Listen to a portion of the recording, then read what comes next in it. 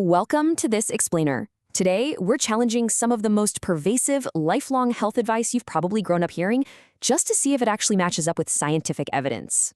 I mean, we've all been handed well-meaning health tips from friends, family, and the internet, but how much of it is actually true? Think about it. Drink 8 glasses of water. Dry your hair before you go outside. Cracking your knuckles is going to give you arthritis.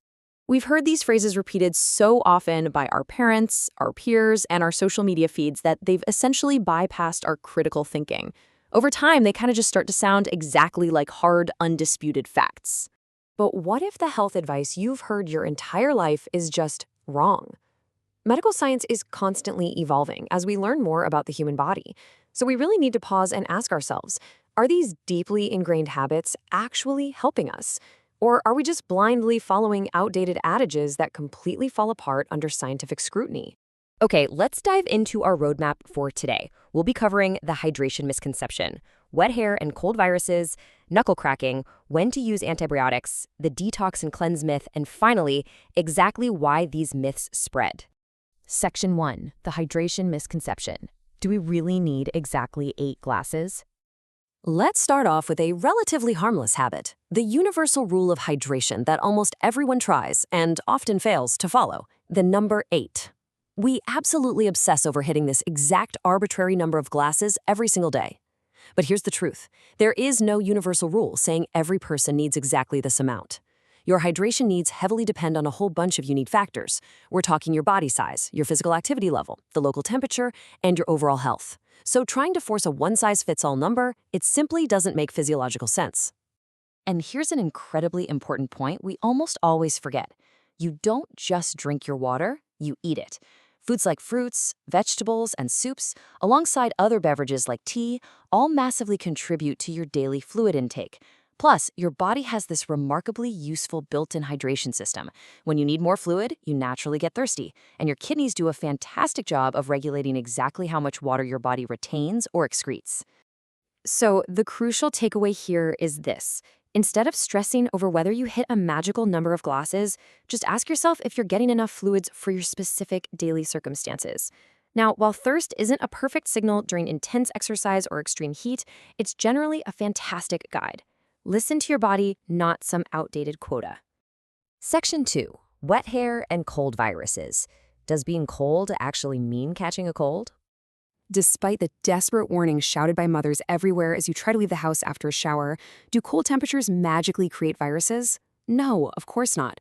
We tend to get sick way more often in the winter simply because we're packed indoors, closer to other people, which makes viral transmission a whole lot easier. The common cold is caused by exposure to a virus. Wet hair and cold weather literally cannot spontaneously generate a respiratory infection out of thin air. Now, while being cold and wet might make you physically uncomfortable, and yeah, feeling chilled isn't exactly pleasant, it is absolutely crucial to remember that your hair isn't the problem here. The virus is. You catch a cold from a microscopic pathogen, not from stepping onto the porch with a damp head. Section 3, the truth about knuckle cracking. Is it really the sound of arthritis? It's genuinely fascinating how a completely harmless sound managed to convince entire generations of people that they were actively destroying their joints. That surprisingly loud, popping sound, it actually just comes from rapid changes in pressure within the joint, specifically the formation of gas bubbles in the joint fluid. In fact, researchers conducted studies comparing habitual knuckle crackers with non-crackers. The result? They found absolutely no significant increase in hand osteoarthritis among the knuckle crackers. It turns out that satisfying pop is just gas and pressure, not your bones degrading. So unless that popping sound is accompanied by actual pain, swelling, or reduced movement, which, by the way, definitely warrants a doctor's visit, simply cracking your knuckles is not a guaranteed ticket to arthritis. Sure, it might cause some temporary soft tissue irritation if you do it forcefully, but the arthritis myth? Officially busted. Section 4, when to use antibiotics. The danger of overprescription. Escalating to a misconception with massive public health consequences, we really need to talk about the knee-jerk reaction to demand a pill the absolute second we get a sore throat or a runny nose. Listen, taking antibiotics for a viral infection, like a common cold or most cases of acute bronchitis, is not going to help you heal a single second faster. Why? Because antibiotics attack bacteria, not viruses.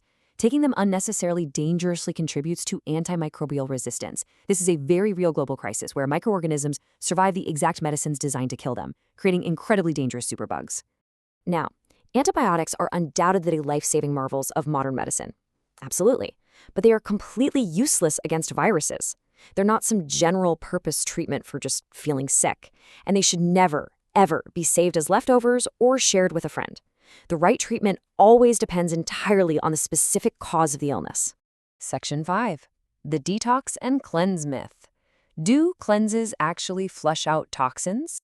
There is a massive, internet-fueled wellness industry out there that is incredibly eager to sell you a highly restricted 3-day juice regimen to supposedly clean out your system. But when you see advertisements for special teas, detox drinks, and supplements promising to flush unspecified toxins from your body, you really have to stop and ask yourself, what exactly are they removing that your body can't handle itself? The truth is, these claims are almost always incredibly vague about what these so-called toxins actually are. Your body is not a machine that requires a special chemical reset or a deep clean cycle every few months. It already comes fully equipped with highly sophisticated, highly effective organs. Think about it. Your liver and kidneys are the absolute superstars of filtering waste, while your lungs and digestive system are working around the clock to maintain your internal balance. There is no strong evidence anywhere that commercial detox diets do this job better than your own biology. Now, while eating a balanced diet full of plant foods, whole grains, and healthy fats is wonderfully supportive of your overall health, starving yourself on an extreme juice cleanse will not magically erase years of biological buildup. Actually, severe dietary restrictions can sometimes create entirely new health problems. So trust your organs on this one. They know exactly what they're doing. Section 6, Why These Myths Spread. The anatomy of a health lie. So if all of these claims are so easily debunked by basic science, why on earth do so many of us still believe them? How do they survive? Well, we fall for these myths because human brains absolutely love simplicity. A complicated scientific explanation about joint pressure takes a few minutes to explain, but the phrase knuckle cracking causes arthritis takes about 3 seconds. And when a confident person, especially someone we inherently trust, shares that simple rule in a 20-second video online, social media amplifies it to millions before a single doctor can even fact-check it.